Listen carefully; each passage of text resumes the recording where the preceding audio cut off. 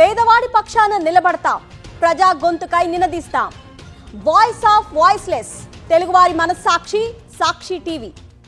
సాక్షి TV ప్రసారాల కోసం మీ స్థానిక cable ఆపరేటర్ను వెంటనే సంప్రదించండి. భోళా శంకర్ తర్వాత బిగ్ స్క్రీన్ పై మెగా స్టార్ కనిపించలేదు. సంక్రాంతికి గేమ్ చేంజర్ రిలీజ్ అయినా మెగా ఫ్యాన్స్ కు పెద్దగా కిక్ ఇవ్వలేదు. అందుకే mega star and mega power star ఈసారి కొడితే బ్లాక్ బస్టర్ కొట్టాలి అని ఫిక్స్ అయ్యారు. అందుకు 2026 ఏడాదిని ముహూర్తంగా పెట్టుకున్నారు. జస్ట్ 6 months గ్యాప్ లో బాక్స్ ఆఫీస్ ను బద్దలు కొట్టేందుకు వస్తున్నారు మెగా వీరులు. ఇప్పుడున్న పరిస్థితుల్లో గ్రాఫిక్స్ నేపథ్యంలో చిత్రం అంటే చాలా సాహసంతో కూడుకున్న పని. మూవీలో గ్రాఫిక్స్ ఏమాత్రం అంచనాలు అందుకోకపోయినా ట్రోలింగ్ కు గురవుతున్నాయి, మీమ్స్ గా మారుతున్నాయి, సినిమాకు కావలసినంత నష్టాలను తీసుకొస్తున్నాయి. అందుకే క్వాలిటీ విషయంలో చిరు ఏమాత్రం రాజీ పడటం లేదు.